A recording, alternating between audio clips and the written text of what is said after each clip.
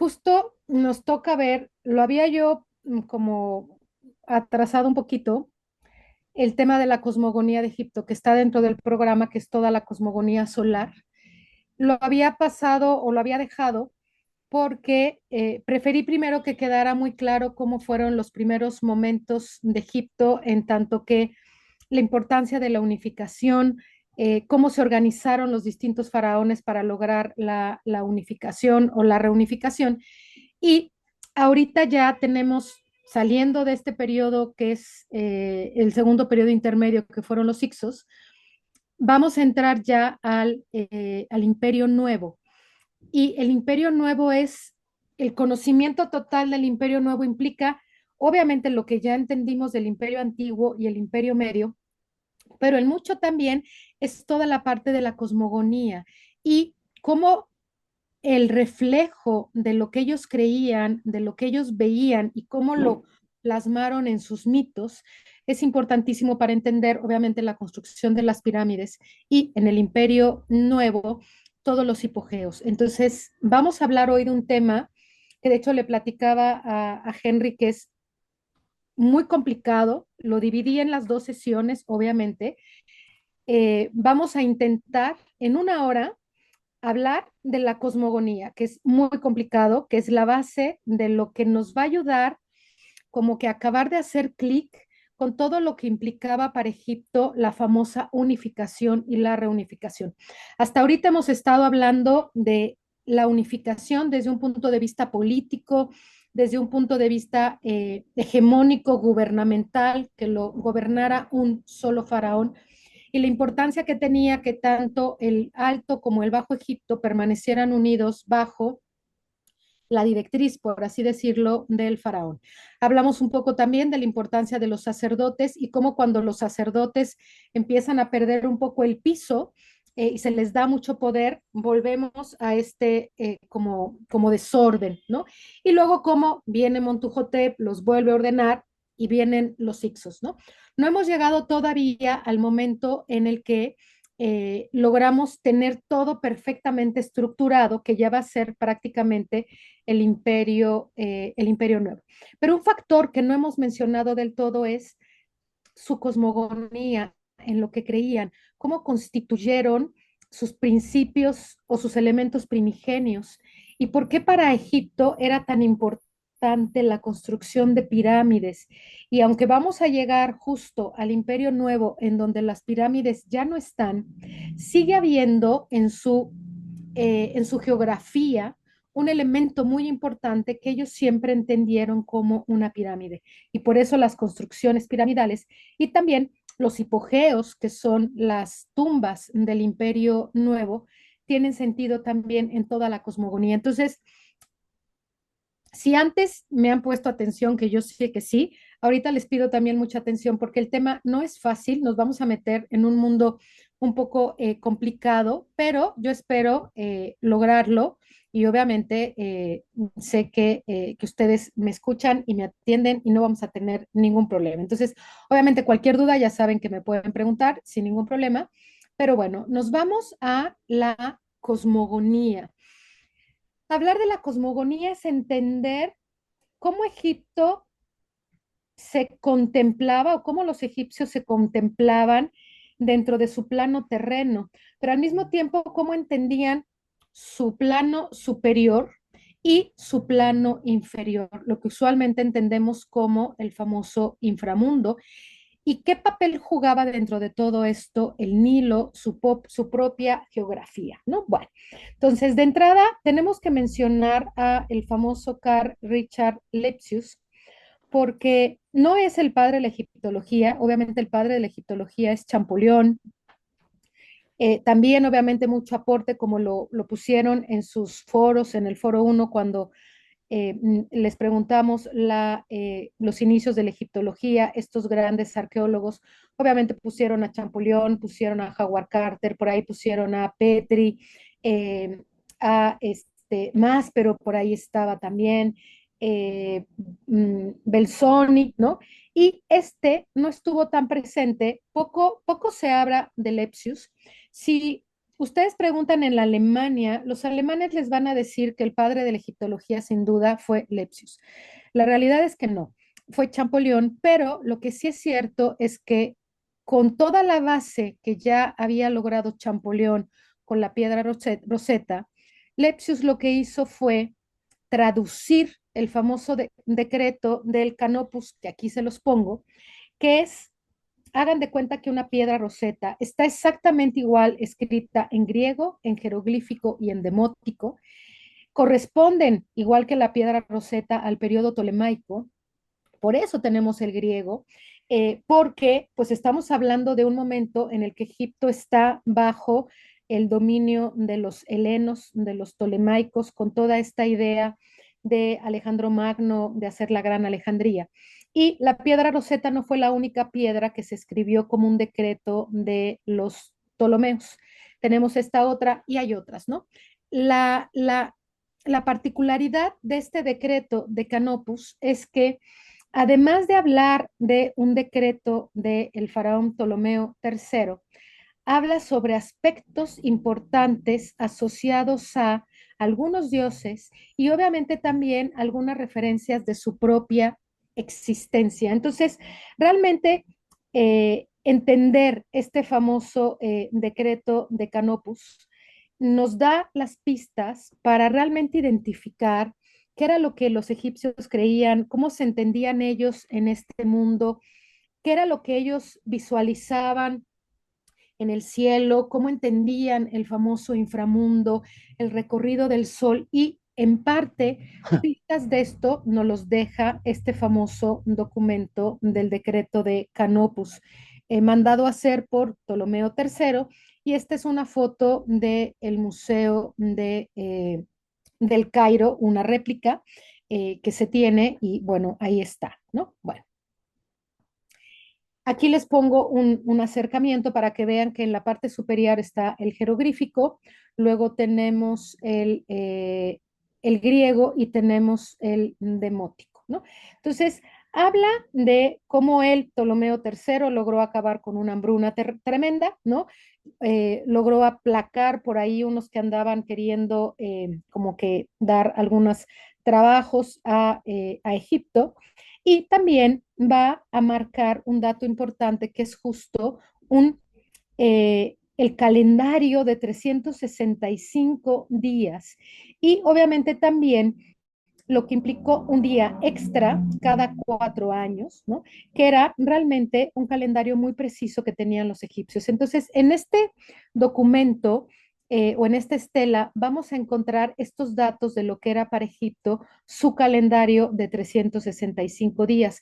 Aparecen en la parte superior, lo que pasa es que las imágenes no son muy buenas, pero en la parte superior, ahora que les pase mañana el PDF, van a ver cómo en la parte superior hay una serie de relieves en donde está los dioses y en donde está obviamente el faraón Ptolomeo III al centro y cómo tiene a sus lados, a la derecha y a la izquierda, a diferentes dioses. Y una de las características de este documento también es que hace referencia mucho a la diosa Nut, a la bóveda celeste.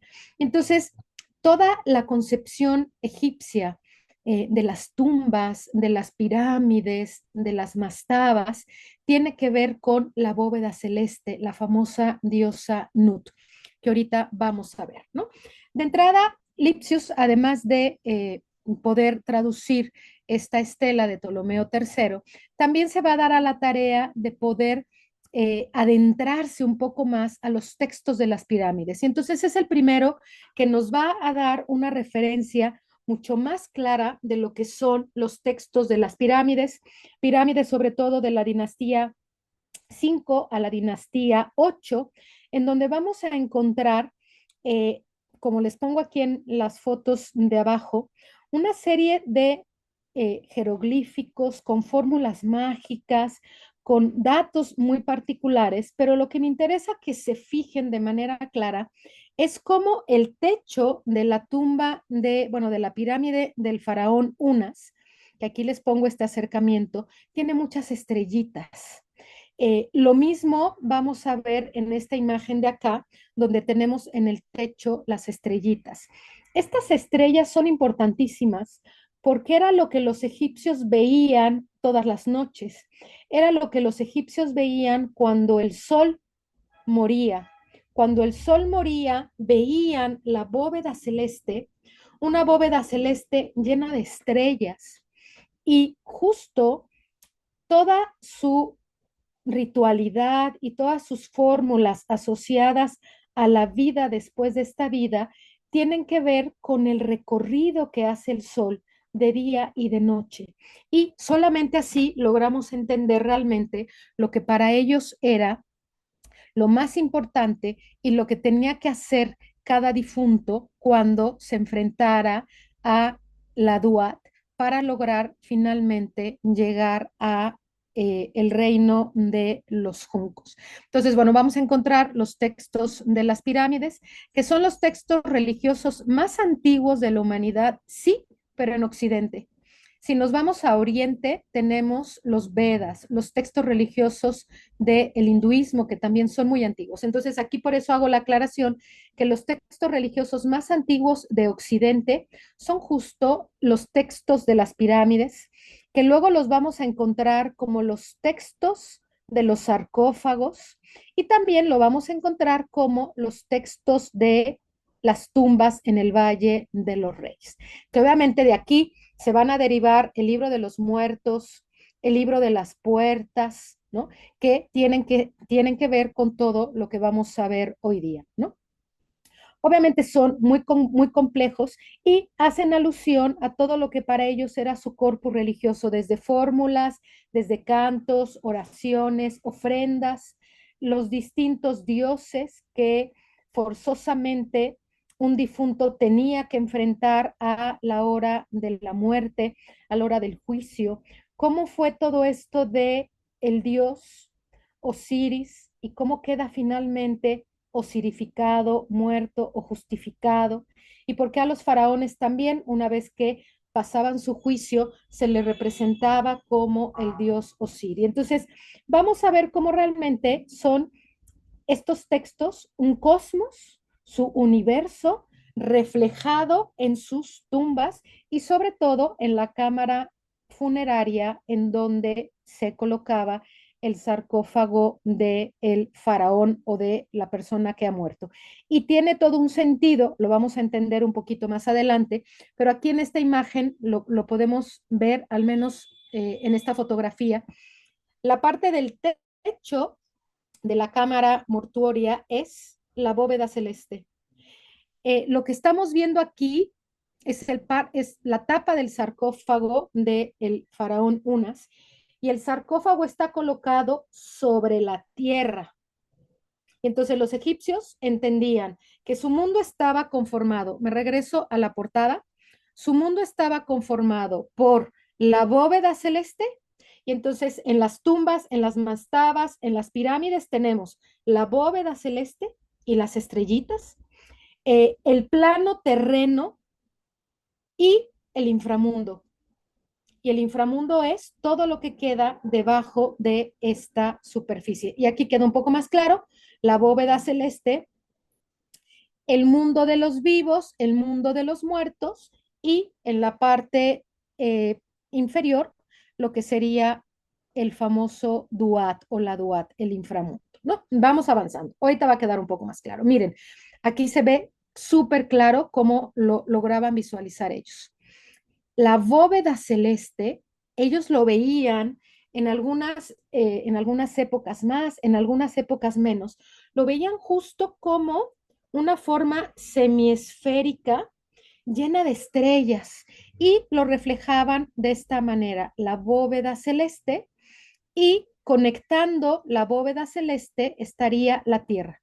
Por lo tanto, hasta ahorita podemos entender cómo eh, esta cámara de la pirámide de Unas tiene su bóveda celeste, aunque no está pintada de azul, pero está toda estrellada, y donde se coloca el sarcófago sería la Tierra, ¿no? Entonces vamos avanzando un poquito más. Bueno, tres conceptos eran importantes: el cielo, el hierro y el útero femenino.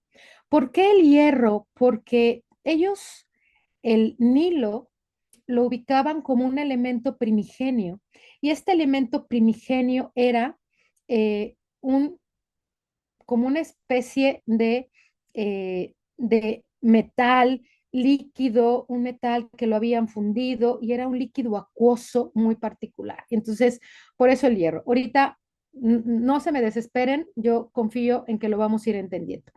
Aparentemente, sin conexión alguna, el cielo, el hierro y el útero femenino. Forman estos tres una constelación coherente que obviamente se concentra en todo lo que ellos entendían como su universo, ¿sí?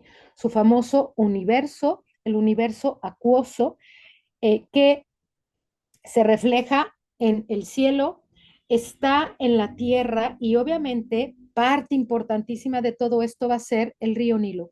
Y yo confío que al final de esta sesión entendamos por qué mantener la unidad entre el Alto y el Bajo Egipto era clave y solo se podía entender a través del río Nilo. Eh, su cielo, el color que ellos veían en el cielo, sobre todo el cielo nocturno, era un color azulado, un color medio, de pronto medio negro, que ellos en los textos de las pirámides lo describen como ja, ¿no? Baja, lo pueden leer poniéndole una A entre la B y la J, baja, que significa cielo. Y eso está así referido en los textos de las pirámides. Pero también, de acuerdo al jeroglífico, y aquí sí me baso en un documento que es clave para entender los jeroglíficos, que es el famoso texto de Gardinier, que es una especie de diccionario donde vienen todos los jeroglíficos separados por animalitos, plantitas, personas, partes de los cuerpos, de los animales. Si quieren, con mucho gusto se los comparto. Es un PDF enorme, pero ahí vienen todos los jeroglíficos. Entonces, de acuerdo a Gardiner, el jeroglífico N41 se empleaba para describir mujeres, fuera útero o fuera el agua, un pozo donde estaban los niños o las personas antes de nacer. Y en los textos de las pirámides dice esto, señalan un cielo al que Faraón fallecido debía acceder para poder resucitar. El cielo representa el útero de la diosa celestial Nut, por lo que parece lógico que el rey tenga que renacer en un contexto maternal. Y entonces por eso vean esta imagen. La diosa Nut es mujer y es una mujer de la cual renacen los seres que han muerto. Es una mujer de la cual todos los días nace y muere el sol y todos tienen que atravesar por esta bóveda celeste en su recorrido para finalmente poder renacer, ¿no?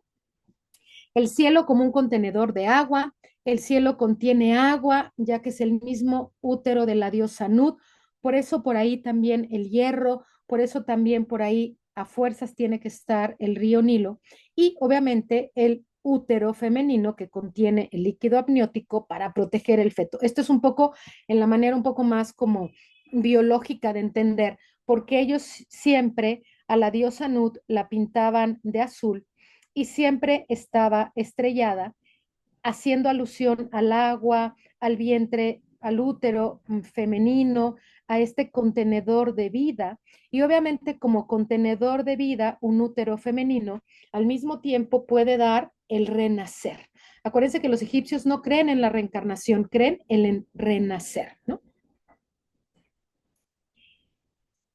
Todo esto que vamos a ver hoy día es parte de lo que se conoce como la cosmogonía heliopolitana o la Eneida heliopolitana, los dioses de Heliópolis, una ciudad que construyeron, aquí está, en el delta del río Nilo, la famosa Heliópolis, una ciudad dedicada a los dioses, pero sobre todo dedicada al sol, al dios sol como el dios principal de los egipcios, este sol que todos los días nace, crece y muere, y cuando muere tiene que atravesar la Duat, el inframundo, y una vez que ha muerto renace y regresa todo su recorrido por la bóveda celeste, por la diosa Nut. De Heliópolis, desgraciadamente, queda muy poco en términos arqueológicos. Se han hecho grandes esfuerzos de mover a la población contemporánea que vive en la ciudad que se ha construido sobre Heliópolis. Los han reubicado, han construido nuevos barrios, tanto de edificios como de casas, en donde han logrado que muchos de los que vivían sobre Heliópolis hayan aceptado esta reubicación para poder excavar y entender un poco más cómo era la ciudad de Heliópolis. Pese a lo poco que hay excavado, con los textos y con la información que se tiene en términos gráficos, pues se han logrado hacer una que otra reconstrucciones de la famosísima Heliópolis. Si se fijan, es como muy parecida a Karnak, ¿no? A sus templos, a cómo ellos entendían también los templos que ya los vimos en una clase, todo lo que implicaba los pilonos, el frente, el patio, la sala hipóstila, y cómo iban de lo más alto a lo más pequeñito, entendiendo que en la parte pequeña se colocaba la estatua o la escultura o la representación del dios Amón, el dios Sol, y era el Santo Santorum, el lugar más sagrado, ¿no? Entonces tenemos la famosa Heliópolis, y aquí empieza esta cosmogonía solar o la cosmogonía de Heliópolis.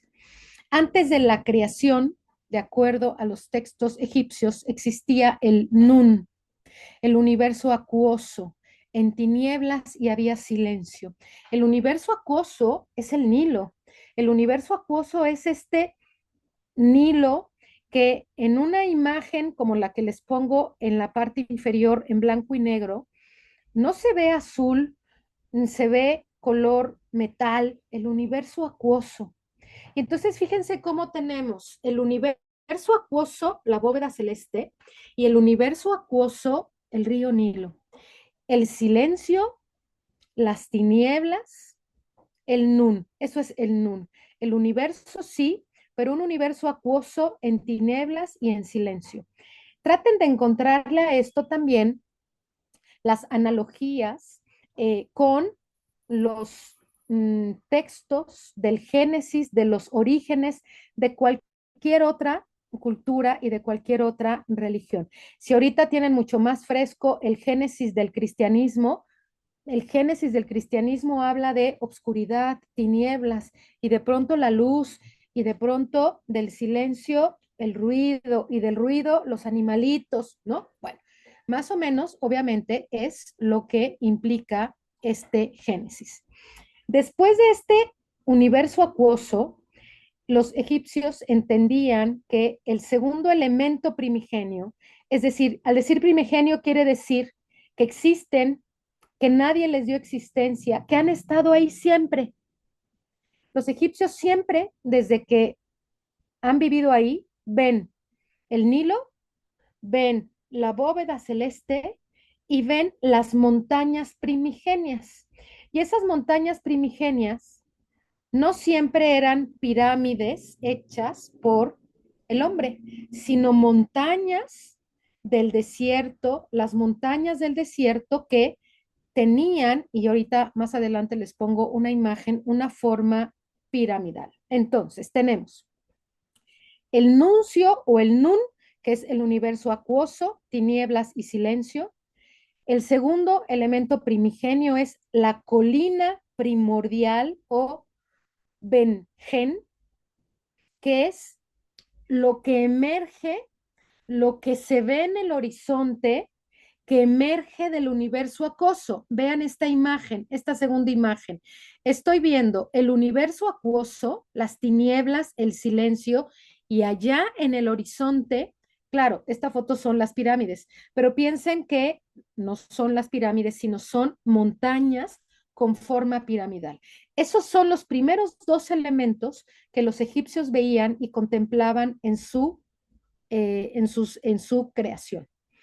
Luego de el silencio, las tinieblas, el que emerge la montaña primigenia, viene el sonido primigenio, el sonido del ave venú. Y aquí les pongo el ave venú sobre una colina primigenia, el ave venú sobre una pirámide en el texto o en los jeroglíficos. Y el sonido, y aquí sí ya tenemos el sonido.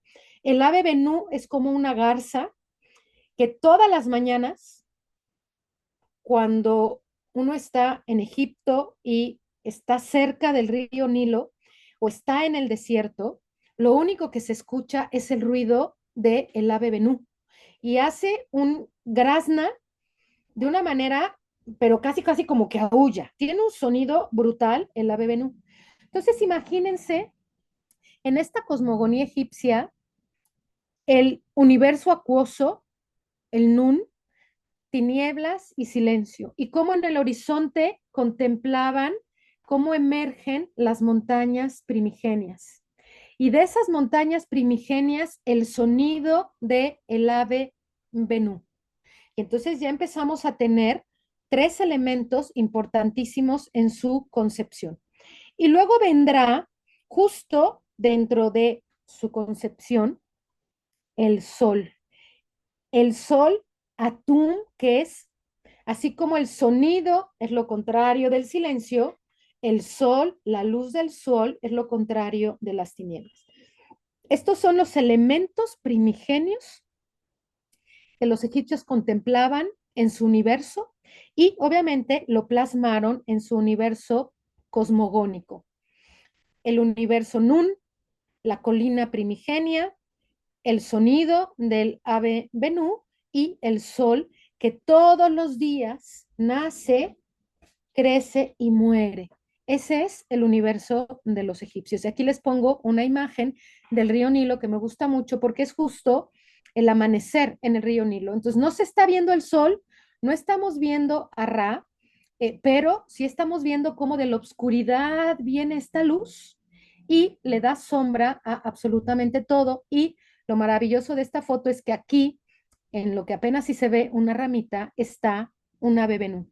Entonces, como que la realidad de lo que los egipcios hoy día pueden ver y lo que hoy día uno puede ver en Egipto, si pone atención, son los mismos elementos que los egipcios veían y a partir de lo cual construyen su propia cosmogonía.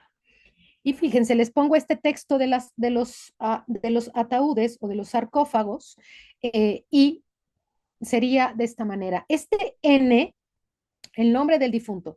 Voy a decir un nombre que estoy segura ninguno de aquí tiene ese nombre y si alguien tiene ese nombre, por favor, no me lo tema mal, pero voy a decir un nombre X para que lo entendamos mejor. Este Petronilo ha graznado en tanto que gasno.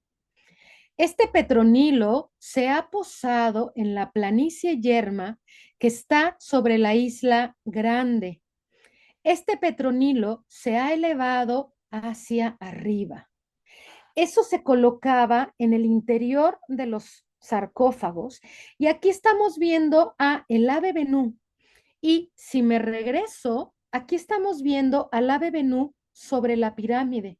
Por lo tanto, cuando una persona moría, se transformaba de alguna manera en esta ave Benú que tenía la capacidad de emitir un sonido y al mismo tiempo tenía la capacidad de volar por este universo y al mismo tiempo se podía elevar sobre la colina primigenia, sobre las pirámides. Y por eso este texto. Este Petronilo ha graznado en tanto que ganso, perdón. Este Petronilo se ha posado en la planicie yerma que está sobre la isla Grande. Este Petronilo se ha elevado hacia arriba, ha muerto.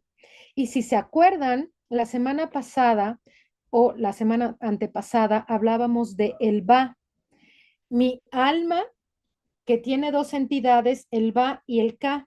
El Ba es mi alma en forma de pájaro que se eleva, sale de mí para finalmente llegar al juicio ante Osiris. Y es el va el que habla. Soy yo, mi alma, la que habla en esta forma de pájaro. Vean cómo todo empieza a cobrar un poco de sentido. Bueno, espero. Y el K es mi alma que se queda esperando las ofrendas, ¿no? Aquí tenemos un ave Benú, ¿no? Que está a punto de elevarse sobre la colina primigenia. Y vean cómo el ave Benú tiene el tocado de Osiris. Quiere decir que es la representación de la persona que ha muerto, que se ha elevado y que tiene esta posibilidad de atravesar por este universo cosmogónico para finalmente poder renacer, ¿no? Y luego tenemos este otro texto. Dice, salud a ti, Atum, salud a ti, Kepri, surgido de sí mismo, que tú te eleves en este nombre tuyo de elevación, que tú vengas a la existencia en este nombre tuyo de Kepri.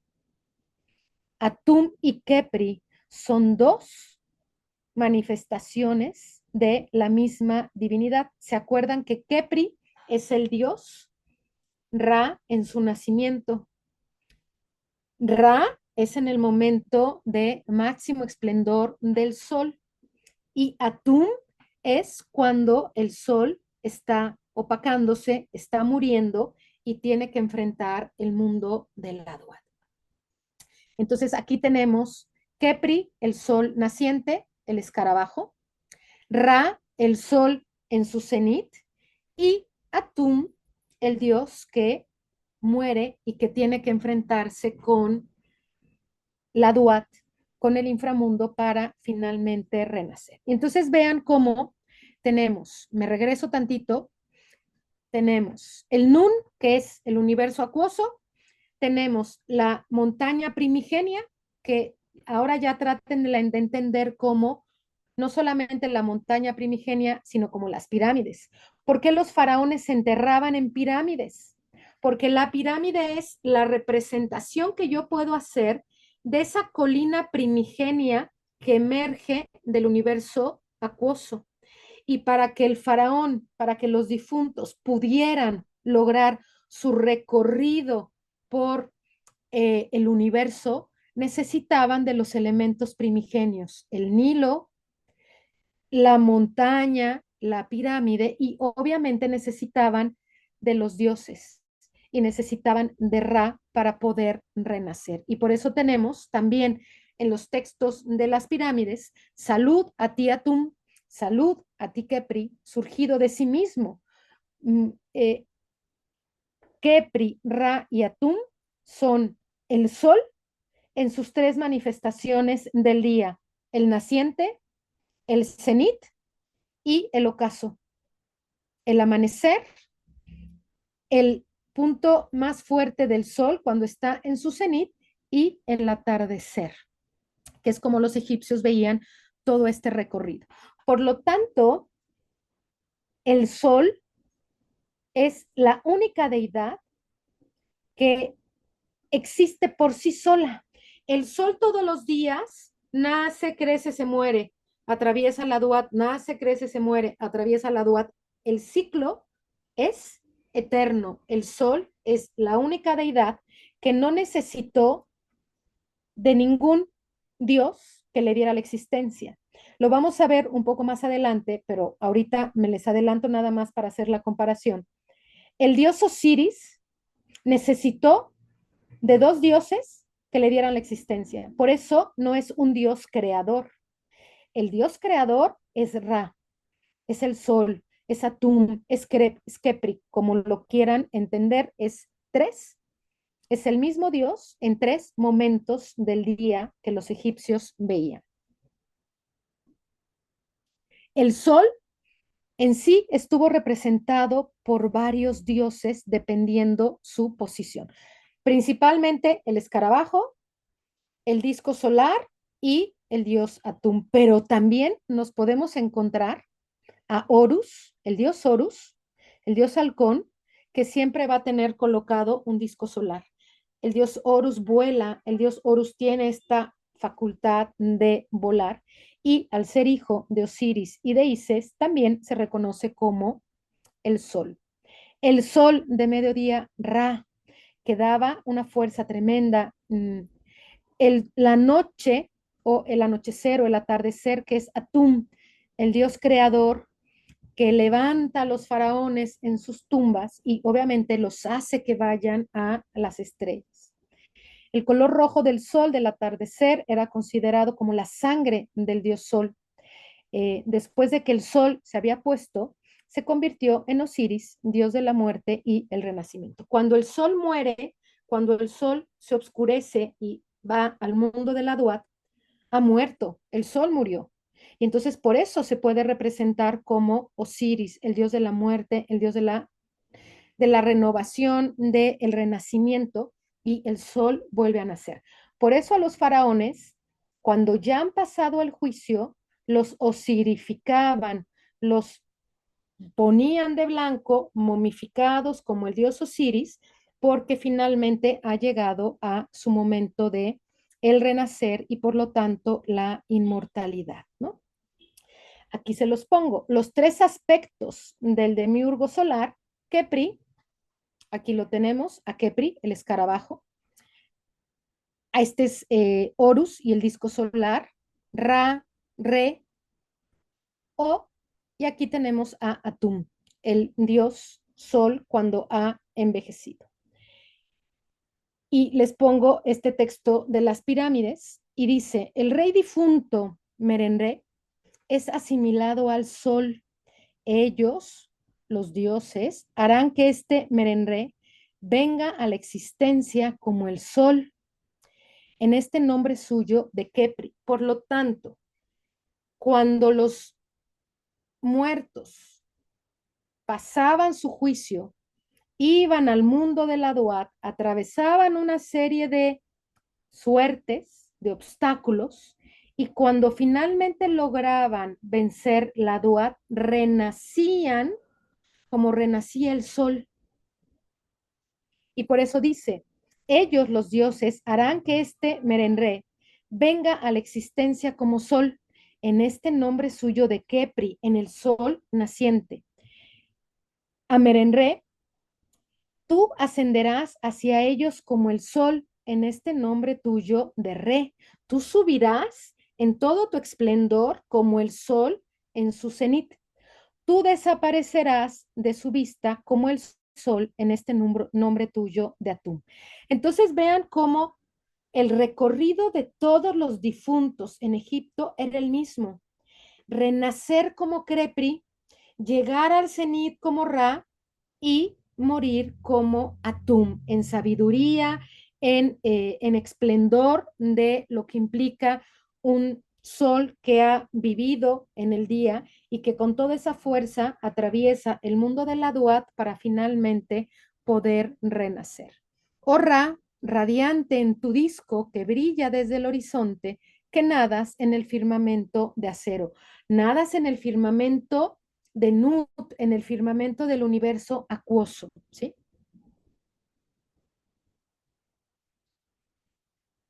Ahora, aquí viene un poco esta complicación. Una vez que el demiurgo ha aparecido, es decir, una vez que tenemos la montaña primigenia, el universo acuoso y el sonido, aparece el elemento demiurgo, es decir, el sol.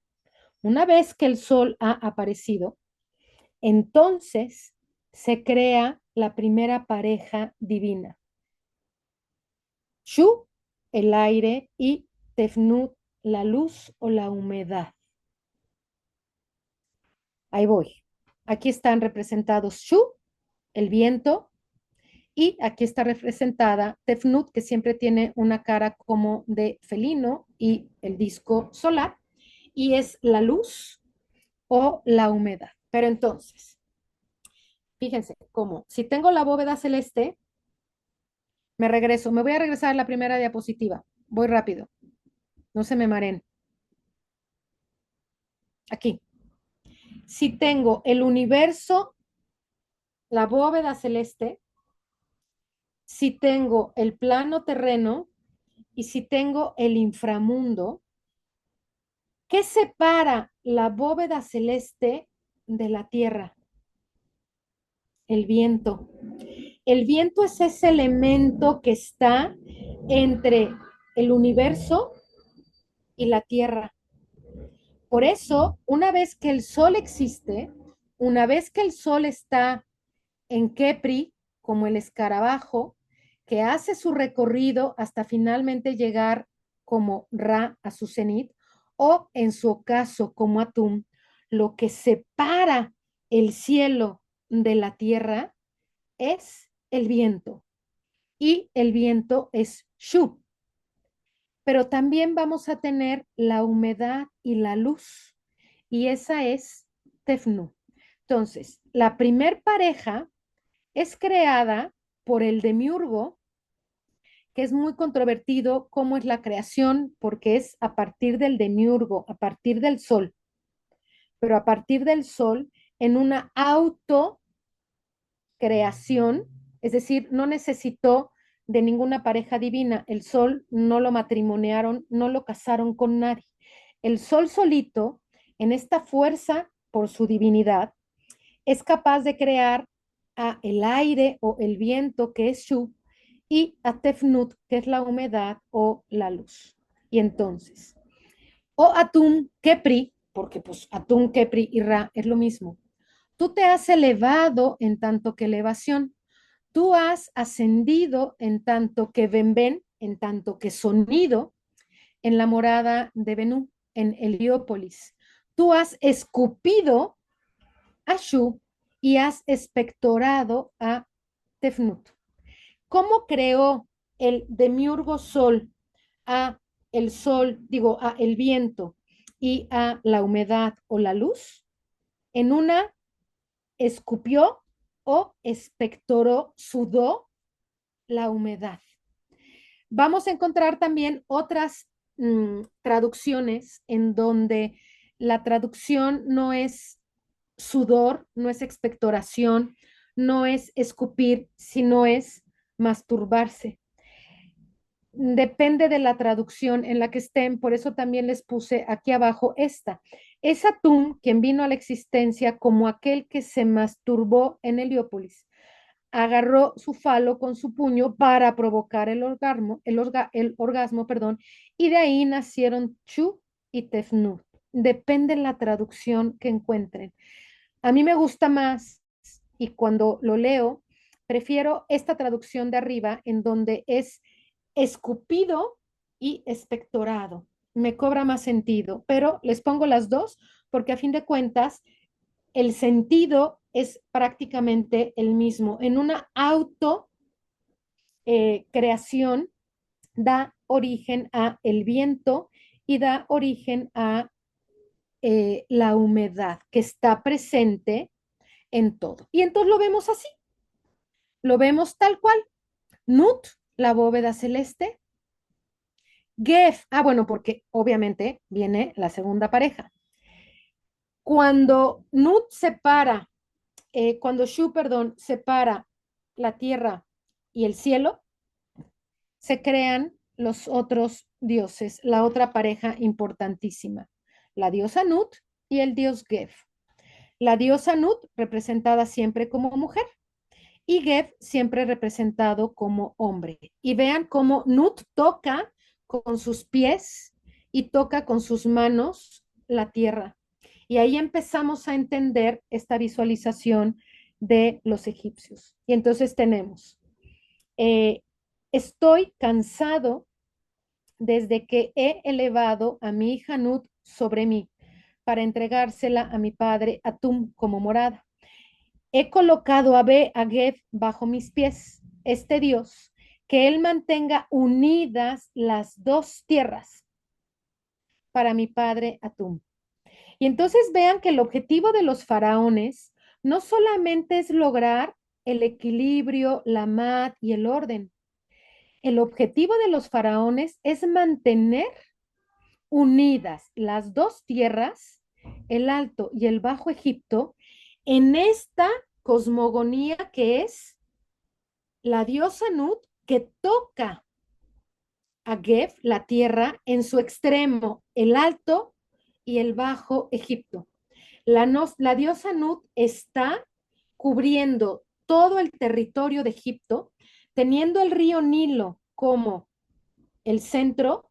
La diosa Nut tiene una de sus extremidades en el Bajo Egipto y la otra en el Alto Egipto. Los faraones deben de mantener a las dos tierras unidas, porque si no mantienen a las dos tierras unidas, su cosmogonía no tiene sentido. He colocado a Geb bajo mis pies, este Dios, que él mantenga unidas las dos tierras para mi padre Atum, ¿sí? Nut, el cielo, es la morada de Atum, es el dios Geb, la tierra, al que le compete lograr que el Alto y el Bajo Egipto, se mantengan unidos. Bueno, espero que me vayan siguiendo. De estos dioses ya tenemos dos parejas. Tenemos Shu y Tefnut, viento y humedad, Shu y Tefnut. Y luego tenemos que de estos nacieron Nut, el cielo, y Geb, la tierra. Bueno, ahí ya tenemos a varios dioses importantes, pero luego vamos a encontrar, perdón, ay, se me fue chueca la saliva, perdón. Aquí está. Atum, como el de Miurgo, Shu y Tefnut, como estas eh, sudores y escupir de parte de Atum. De estos dos nacen Geb y Nut. Geb, la tierra, es un dios masculino y Nut, el cielo, es una diosa femenina. Y de estos, de la unión entre Geb y Nut, nacen los dioses que conocemos principalmente. Osiris, el dios del renacer, el dios de la muerte y el dios de renacer. Isis, la diosa de la fertilidad, la diosa de la bondad. Set, el malo de la historia. Y Neftit, que es la hermana gemela de Isis y que en muchos momentos la vamos a confundir a Neftis con Set. Neftis también fue esposa de Horus. Horus nace de Osiris e Isis. Entonces, no sé si les vaya cobrando un poco de sentido cómo ellos visualizaron su propia mitología y obviamente dentro de esta mitología su cosmogonía. Oh gran Eneada, que estás en Heliópolis, Atum, Shu, Tefnu, en orden de aparición, Atum como el de Miurgo, Shu y Tefnu como autocreación de Atum. De la pareja de Shu y Tefnut nacen Geb y Nut, y de Neb y Nut nacen Osiris, Isis, Set y Neftis. Y ahí tenemos a la Eneada, a los 9 primeros dioses de Heliópolis. Hijos de Atum, a fin de cuentas todos son hijos de Atum. Extended su deseo de regeneración sobre su hijo, el rey Petronilo, en vuestro nombre de 9 arcos. Y eso lo encontramos también en los textos de las pirámides. Aquí les pongo las representaciones de cómo ellos veían el famoso, eh, el, la montaña que emerge del desierto. ¿Por qué la pirámide? ¿Por qué los hipogeos? ¿No? Vean, aquí tenemos Ded el Bahari y Ded el Bahari está justo construido debajo de esta montaña, elevación primigenia, que si uno está en Karnak y contempla hacia Del el Bahari, lo que ve es una montaña primigenia, una pirámide primigenia. Aquí está. Si uno está parado en el valle y contempla hacia el horizonte, se ven las montañas primigenias, que las entendemos también como las pirámides. Aquí estamos viendo las pirámides de Giza. Y vean el Valle de los Reyes. El Valle de los Reyes está las tumbas de los reyes o de los faraones del Imperio Nuevo están debajo de esa montaña primigenia que yo veo que emerge del universo acuoso. Entonces, aunque yo no haya construido en el Imperio Nuevo las grandes pirámides, no las necesitaba. Había una pirámide natural, la montaña primigenia, y debajo de esa pirámide, de esa montaña primigenia, las tumbas del Valle de los Reyes. Por eso el Valle de los Reyes ahí y no en otro lugar. Por eso las construcciones de la pirámide de Djoser, la pirámide de Unas, todas las pirámides, incluyendo las de la cuarta dinastía de Keops, Kefren y Miserinos. Por eso del el Bahari como este lugar importantísimo para los templos funerarios y por eso el Valle de los Reyes debajo de esta montaña primigenia, ¿no? Entonces, las pirámides son símbolo de creación y por tanto de recreación, de renacer. La montaña primigenia.